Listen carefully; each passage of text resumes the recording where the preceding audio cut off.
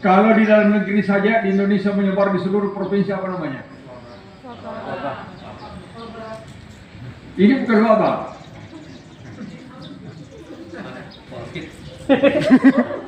Penyakit itu. Hah? Ya, jadi kalau melebihi satu negara itu namanya pandemi. Kalau dalam negara sendiri adalah epidemi, ya. Ya, jadi ini tidak ada lagi negara di dunia. Dulu yang dianggap tidak ada COVID-nya itu Vietnam.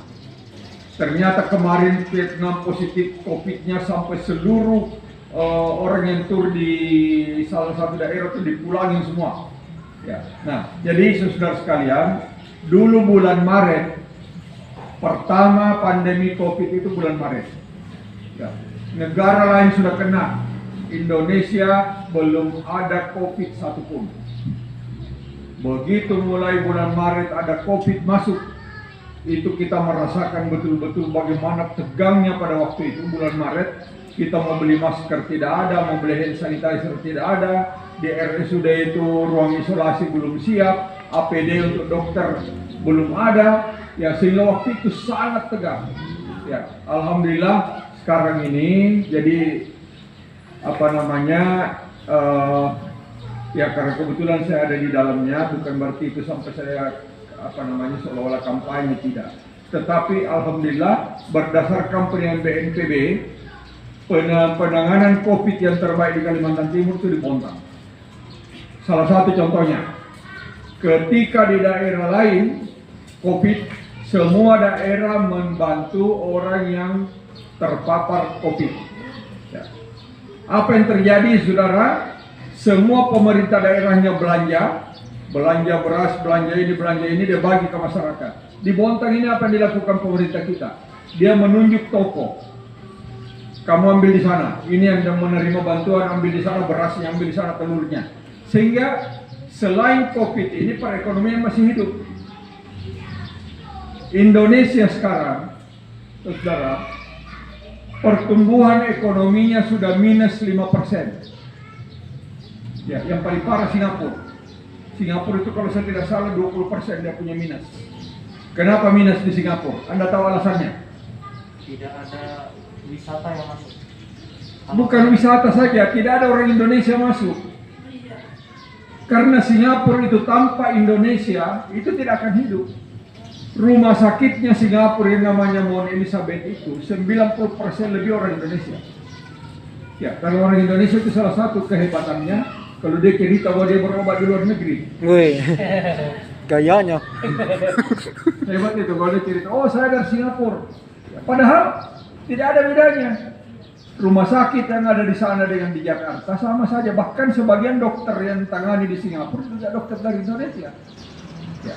Nah, saudara sekalian, pertumbuhan ekonomi yang minus ini yang perlu perhatian. Ya, jadi ini dampaknya bukan main. Ya, termasuk saya kebetulan punya objek wisata yang namanya Lembah Hijau Lestari.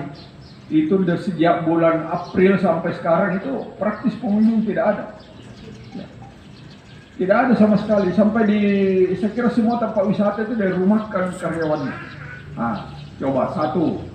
Kemudian yang kedua, transportasi. Alhamdulillah transportasi sudah mulai saya lihat bergairah karena bandara sudah buka. Nah, yang ketiga, ya termasuk ustaz-ustaz dulu bulan Ramadan biasa dapat karena masjid ditutup nggak dapat ya. Ya, semua bidang usaha yang masih berjalan itu adalah bidang pertanian. Karena orang tidak pernah bisa berhenti makan. Seandainya orang bisa istirahat makan, beras juga tidak laku. Ya. Kemudian sayur mayur, itu aja yang masih laku sekarang. Nah, saudara sekalian, dalam kaitan dengan pandemi ini, permasalahan utama adalah pendidikan. Ada yang meragukan kualitas pendidikan tahun ini. Saya buka kemarin ada Profesor Arya Darmawan, kebetulan dosen saya di IPB waktu saya ngambil pendidikan doktor di sana. Itu dia mengatakan kalau bisa saya sarankan ke pemerintah pendidikan tahun ini nanti diulangi tahun depan. Ya kasihan anak-anak satu tahun rugi. Tapi itu diakui memang tidak mungkin kualitasnya sama. sekolah biasa dengan daring. Kenapa? Yang pertama, fasilitas tidak sama semua. Ya, ya di Bonta ini alhamdulillah semua kayak terjangkau dengan internet. Ya, tetapi di daerah-daerah yang jauh, coba Anda lihat di kemarin, ada anak-anak yang belajar di kuburan, ada cuma di situ ada sinyal. Nah, ada yang pergi ke pinggir pantai, itu rombongan datang ke pinggir pantai, cuma di situ dia dapat. Nah, ini alhamdulillah kita di Bontang ini jauh lebih baik. Tetapi saudara sekalian, yang masalah sekarang ini memang orang tua. Karena kemampuan orang tua itu berbeda-beda. Nah, itulah kalau sudah ditanya anaknya dia tidak tahu, timbul emosi. Ya. Makanya kalau anak disurvei, orang tua ditanya apakah Anda sudah setuju bahwa anak Anda sekolah tatap muka sekarang, itu 80% masih ragu-ragu orang tua. Tapi kalau anak sekolah coba ditanya di televisi, ditanya, apakah Anda sudah sekolah? Dia bilang, mau sekolah sudah. Kenapa? Dia bilang, tiap hari mari sama ibu. Karena ibu gampang sekali emosi. Ya, ada ibu diajari anaknya, MA, ma, bacanya apa? Bapak.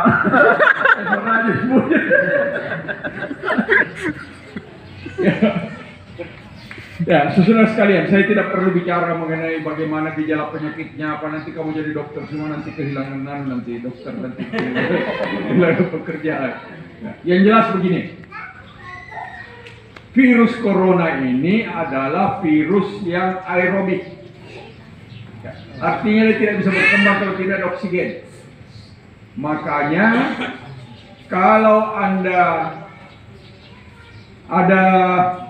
ada mantan penderita virus corona di Inggris, ya di apa namanya, kemarin dikirim ke saya melalui grup ID pusat. Apa dia bilang begini, waktu saya di rumah sakit itu kalau bernapas itu seperti orang bernapas di dalam air, sakit sekali loh. Tetapi dokternya cuma datang bilang, sekarang kamu hidup atau mati. Dia bilang mau hidup, kalau mau hidup bernapas dalam-dalam. Akhirnya dipaksa. Walaupun dia sakit bagaimana, dia tarik nafasnya kencang. Karena dia bilang kalau kamu tidak ada udara masuk, pasti mati. Karena virus itu akan berkembang semakin kencang. Ya, yang kedua, panas matahari juga bisa menolong. Ya, panas matahari, tapi jangan berpanas matahari di siang bolong gitu. Ketika mulai naik kira-kira jam 9, jam 10 itu bagus. Ya, itu untuk membantu mematikan virusnya. Ya, yang ketiga, ini yang kontroversi ini. Saya tidak tahu benar atau tidak itu eukaliptus. Ya, yang di launching Menteri Pertanian itu minyak kayu putih. Ya, memang enak. Saya juga sering pakai minyak kayu putih, tapi bukan tujuan untuk membunuh virus. Memang enak untuk menyegarkan napas ya, sama dengan fix inhaler itu. Ya. Nah, saudara sekalian, ternyata virus ini penyebarannya sangat kencang. Nah, disinilah kontroversial. Ada yang mengatakan bahwa kenapa virus ini jadi ganas? Karena ada peneliti di Wuhan kemarin yang menambahkan satu jenis asam amino pada virus itu dan kemudian berubah strukturnya menjadi sangat ganas. Itulah yang membuat tegang antara Donald Trump dengan Presiden China, ya, yang saling tuduh menuduh. Ya. Nah, coba lihat angka virus corona, angka COVID-19 tertinggi di dunia ini itu di Amerika. Termasuk angka kematian, 100.000 lebih orang mati di Amerika karena COVID-19. Tapi presidennya tenang-tenang saja, dia bilang paling yang mati yang tua-tua. Karena memang yang rentan dengan corona ini dua. Yang pertama, orang tua, terlebih ada penyakit komorbid. Tahu penyakit komorbid? Penyakit yang diderita sebelumnya. Ya, salah satunya kencing manis. Salah satunya penyakit jantung. Salah satunya sakit ginjal. Ya, kalau itu ada penyakit itu terus kena corona, coba lihat baru-baru wali kota Banjarbaru. Itu masih muda loh. Coba lihat, gak nyangka kalau itu meninggal dengan COVID. Ya, tetapi itulah kenyataannya. Ya. Guru saya di Makassar itu Profesor Andi Arifudin, ya masih masuk. Itu tiap hari ditanya bagaimana Prof, udah agak enak, tapi udah dia bilang enak tapi suaranya sesak napas. Ya kenapa? Yang paling disukai virus itu adalah di jalan napas. Oleh karena itu kalau dia berada di jalan napas, perkembangannya berlangsung sangat cepat. Oleh karena itu saudara sekalian, masker ini kita gunakan karena pandemi. Kalau pandemi artinya apa? Anda sakit, saya sakit. Ya, kita tidak tahu siapa pembawa virus. Oleh karena itu, saya memakai masker karena saya tidak mau ketularan. Yang kedua, saya pakai masker karena tidak mau menulari orang. Itu prinsip. Jadi jangan kalau dulu sebelum ada COVID kita datang ke rumahnya orang pakai masker, kita pulang diomongin, ih kenapa ini orang penjidik betul, seolah ada kita ini di rumah ini apa-apa kok dia pakai masker. Ya. Tapi sekarang ini dengan new normal, ya tahu new normal artinya. Ya. Jadi normal dulu normal, kita kemana-mana biasa kan? Kemana-mana salaman, kemana-mana tidak pakai masker, itu namanya normal. Kemudian ada COVID, ya sekarang COVID ini mulai turun, tidak sampai di normal. Nah, kita istilahkan dengan new normal. Sebetulnya Indonesia belum pantas new normal. Kenapa belum pantas? Angka COVID-nya masih tinggi. Yang new normal itu sudah landai rendah. Ini kita landai tinggi. Ya, sudah ada landai begini tapi masih tinggi. 1.900, 1.500, masih di atas 1.000 terus. Ya, yang new normal itu kalau setiap hari sisa 50, 100, kemudian makin menurun. Kenapa presiden kita memaksa new normal? Karena kata Presiden Trump, kalau tidak dibolehkan orang bersosialisasi, maka yang mati karena kelaparan lebih banyak daripada yang mati karena COVID. Ya, makanya coba lihat sekarang ini sudah mulai kan kafe buka. Dulu kafe ditutup. Ya, sekarang begitu diumumkan di PKT ada berapa orang sudah mulai sepi lagi salat malam-malam. Jadi takut juga mereka. Takut juga waktu dibilang Bontang ini masuk zona hijau, ramai betul itu kafe-kafe dengan apa. Jadi saya lihat model kita ini memang apa namanya sudah model nongkrong. Ya, malam ya sampai duduk di situ, ya yang rugi yang punya warung. Ya dia duduk dari jam 8 sampai jam 11 dan dia pesan satu cangkir kopi saja. Ya. Makanya kalau di Bogor itu ada warung kopi, itu setiap jam lama duduk hanya 1 jam. Kalau 1 jam kita harus pesan lagi baru boleh duduk.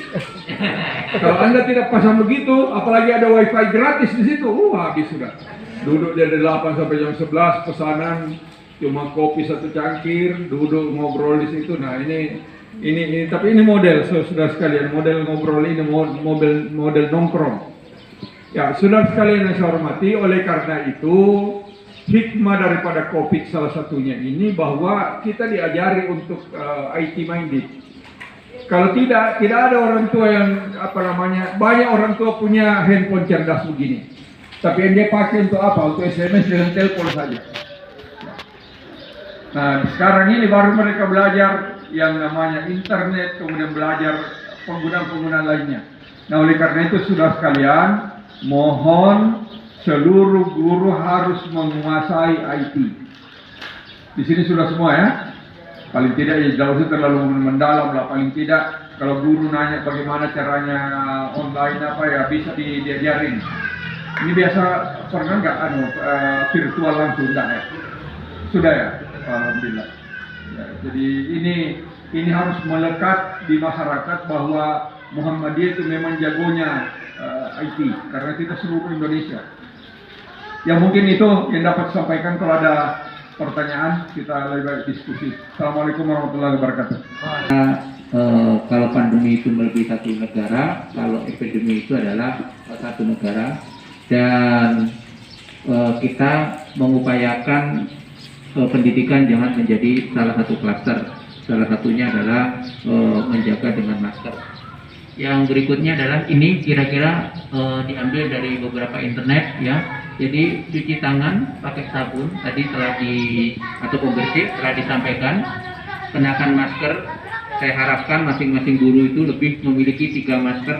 Insya Allah sudah punya karena kita berikan. Nanti pada periode berikutnya kita berikan lagi kalau ada. Yang kedua ini. Terus yang berikutnya adalah ini. Jangan sampai sentuh mata, hidung atau mulut Anda pada ini. Jadi cuci tangan dulu. Terus berikutnya adalah saat batuk dan bersin ya. Saat batuk dan bersin ini caranya itu tidak dengan tangan, tapi dengan lengan tangan. Terus berikutnya adalah ini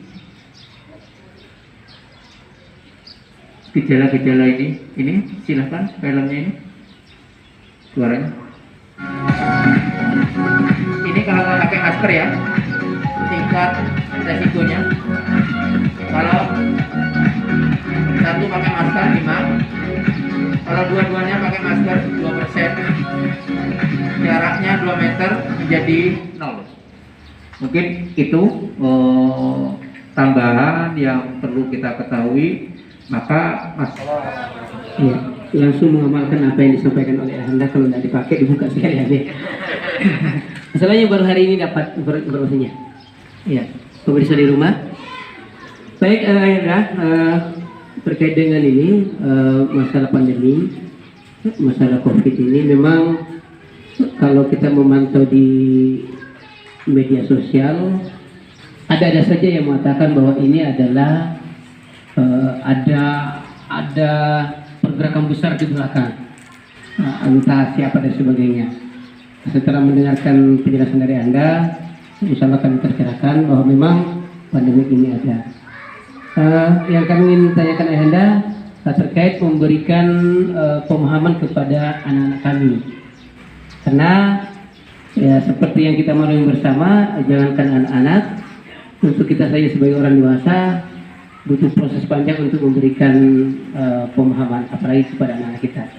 Yang ingin kami tanyakan, kira-kira seperti apa memberikan penjelasan kepada anak kami sehingga paling tidak mengurangi ketika mereka ada bertemu, mengurangi untuk bersentuhan langsung. Saya kira itu. Sekian, Assalamualaikum warahmatullahi wabarakatuh.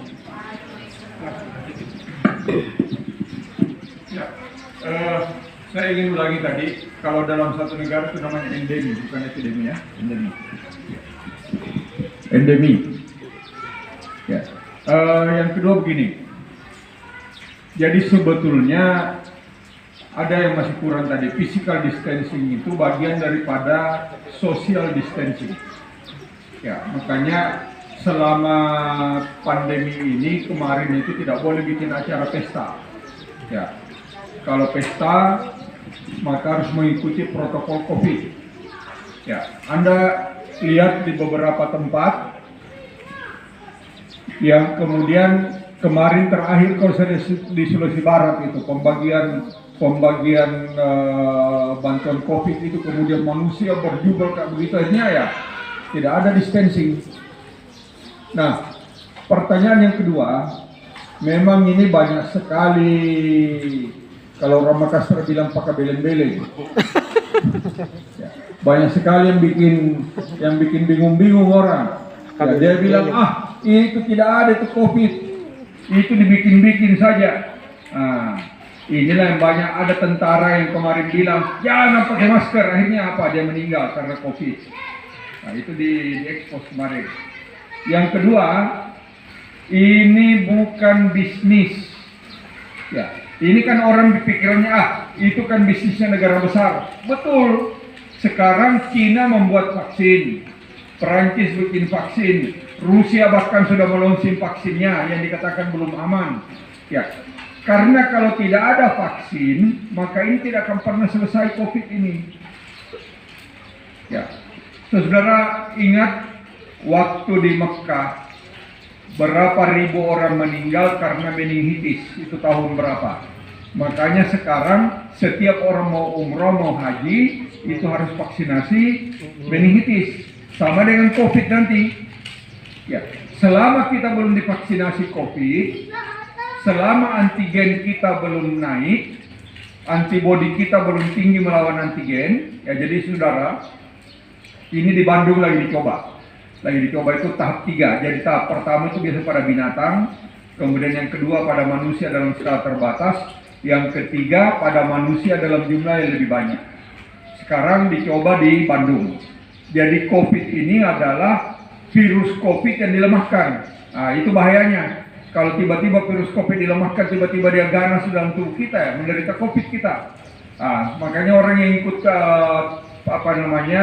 tes ini, tahap 3 ini harus betul-betul tanda tangan dan usianya tidak boleh lebih dari 60, tidak ada penyakit-penyakit apa, nah itu dites dulu. Kalau itu aman, barulah divaksinasi seluruh penduduk Indonesia. Bayangkan menciptakan vaksin 250 juta itu tidak ringan. Tapi itu harus dilakukan. Nah, oleh karena itu hilangkan di dalam image didik masyarakat kita bahwa ini adalah bisnisnya dokter. Kalau dokter punya bisnis, masa dokter yang banyak mati? Ya. Nah, saudara di Bali kemarin itu ada public figure itu siapa namanya? Saya lupa namanya, itu sekarang lagi diperiksa sama polisi, ditersangkakan itu karena dia menghina dokter. Dia bilang itu ID kacungnya WHO. Ya. Nah, ini kan penghinaan. ID sudah setengah dokter sudah setengah mati bekerja. Coba Anda lihat itu orang di RSUD di bagian di ruang isolasi, itu sedih melihat. Ya. Pakaiannya 3 lapis, mau kencing aja susah. Ya. Mau salat itu terpaksa salat berdiri, mau sujud susah. Ya. Itu panasnya bukan main di dalam. Coba Anda kalau tidak percaya sama saya, tidak usah 3 lapis. Anu aja pakai jas hujan saja. Jas hujan saja pakai di dalam rumah, jangan buka-buka kalau tidak keringatan. Nah, apalagi 3 lapis. Ya jadi ini tidak main-main yang namanya apa. Padahal makanya alhamdulillah saya syukur juga kemarin itu di pemberian penghargaan oleh Pak Jokowi itu petugas kesehatan yang meninggal itu semua dikasih penghargaan. Itu artinya ada penghargaan negara buat mereka. Ya. Jadi orang bilang, loh, kok bisa dokter mati? Kan dia pakai APD.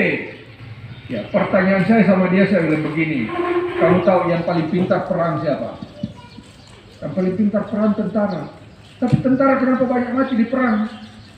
Ya. Jadi itu sama dengan itu karena dia bermain di medan perang. Ya, kalau kita ini aman, ya. Jadi saya kira itu ya. Masih ada Bu, adik-adik semua, ya silakan. Ini taping itu berguna pada penderita COVID. Karena itu lendir, jadi makanya bukan pada COVID saja. Anda menemukan orang sakit TBC yang lendirnya menumpuk dan susah dia napas, susah batuk, susah mengeluarkan dahak, itu taping berguna. Bukan di sini saja, di bagian belakang terutama, bukan di depan. Bagian belakang kita pukul-pukul supaya lendirnya itu mudah keluar. Ya itu sebetulnya tujuannya, bukan untuk pengobatan COVID-nya, bukan. Jadi bagaimana lendirnya supaya mudah keluar. Yang kedua tadi mengenai, jadi pesimis itu hanya menurunkan daya tahan. Ya itu memang mempermudah pada orang yang daya tahannya rendah, itu mudah untuk masuk yang namanya apa, terutama depresi. Jadi orang yang depresi itu, jadi sebentar begini, ini sekaligus saya kasih gambaran ya. Penyakit jiwa itu ada 2. Ya, penyakit jiwa itu ada 2 macam. Yang pertama psikosa, ya. Yang kedua namanya neurosa. Kalau psikosa itu kepribadiannya pecah, itu namanya psikosa. Contohnya apa? Dia cerita anaknya meninggal dan dia ketawa terbahak-bahak. Nah itu kepribadian pecah. Dia cerita yang sedih atau dia cerita yang menggembirakan tapi dia menangis. Nah itu yang tidak bisa menerima realita, kemudian dia lari ke alamnya sendiri. Oleh karena itu orang gila itu yang kita anggap orang gila itu akan berbahagia dengan kondisinya itu. Ya. Jadi dia berbahagia karena dia hidup di alamnya sendiri. Nah, makanya orang gila itu kadang-kadang dia sedih ketika dia sembuh, karena ketika dia sakit itu namanya waham. Ya. Ada yang merasa dirinya sebagai presiden Amerika. Nah, begitu dia sembuh, dia sadar siapa dirinya sebenarnya, dia oh orang biasa aja ternyata saya. Ya. Jadi itu yang pertama. Yang kedua, neurosa. Neurosa itu gangguan kejiwaan seperti psikosomatis, ya, seperti psikosomatis, seperti depresi. Ya, jadi bedanya apa dua penyakit ini? Supaya Anda bisa membedakan, yang pertama, kalau psikosa yang terganggu kita ini, kalau ada orang psikosa satu yang terganggu di kita, kenapa dia teriak-teriak? Teriak ini kita yang terganggu. Tapi kalau neurosa, dia yang terganggu. Dia merasa dirinya tertekan, dia merasa tidak punya harga diri. Oleh karena itu, yang punya potensi bunuh diri itu neurosa. Kalau psikosa tidak. Ya, contohnya, saya ini beberapa kali menghadapi ada wanita, ada istri yang karena dia mulai curiga suaminya main serong, ya dia berusaha menarik perhatiannya. Ya, malam-malam saya ditelepon, ya karena kalau dokter itu biasanya 24 jam teleponnya tidak mati. Ya, saya juga 24 jam tidak mati, tapi kalau malam saya tidak angkat lagi. Kalau dulu masih praktek dokter, itu telepon di samping tempat tidur, begitu apa. Kalau sekarang hidup, tapi saya tidak angkat, nanti pagi baru saya baru saya telepon balik. Nah, pernah terjadi begini, tiba-tiba saya ditelepon malam-malam, dok, minta tolong istri saya kejang-kejang. Sudah berapa lama? Sudah ada 1 jam. Saya bilang ini neurosa. Kalau orang kejang-kejang betul, yang namanya epilepsi lebih dari 3 menit itu udah bahaya. Ya. Karena pada saat dia kejang, itu oksigen ke otak berhenti. Jadi kalau lebih dari 3 menit, apalagi 5 menit, itu orang itu bisa meninggal. Ya, bisa lumpuh, bisa meninggal. Tapi kalau dia bilang sudah 1 jam, itu tidak mungkin. Nah, saya bilang oke deh, besok pagi aja saya datang. Kalau begitu kan tidak perlu saya datang. Tolong dok, gini. Nah, apa tanda-tandanya orang yang neurosa seperti itu? Ya, ini ilmunya supaya saya kasih sedikit ya. Yang pertama, kalau orang epilepsi benar-benar tidak kenal tempat. Ya, kadang-kadang di mana kejamnya? Biasanya dok di pinggir jalan tiba-tiba, ini epilepsi benar nih. Ya. Tetapi kalau neurosa itu pasti di tempat aman. Ya, tanya suaminya, di mana biasanya kejang? Dok, biasanya di tempat tidur. Biasa ini. Tapi kalau epilepsi benar, kadang-kadang di dapur, di depan kompor, tidak milih tempat kejang. Nah, itu satu. Ya. Yang kedua, dari anamnesis, tapi tentu dokter baru bisa menganamnesis seperti ini. Barulah kita bisa dapatkan. Ya, kalau epilepsi itu tidak ada latar belakang psikologi.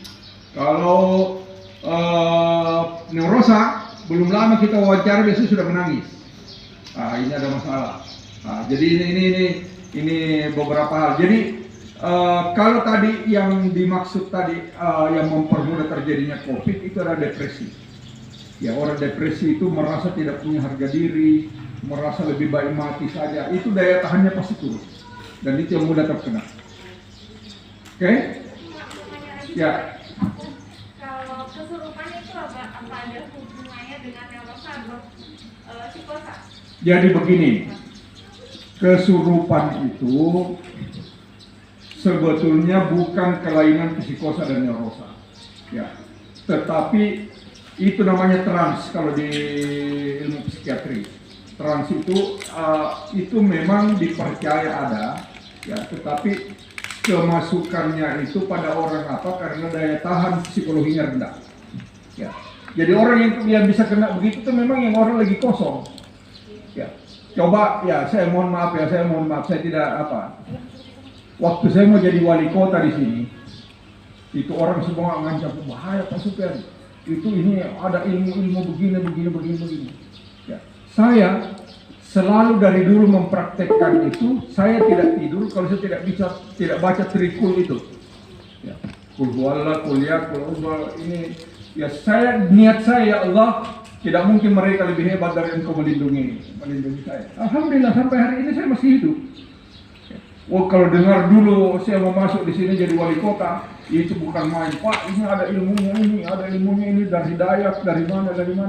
Saya cuma satu keyakinan saya, tidak mungkin ilmunya Allah kalah dari ilmunya dia.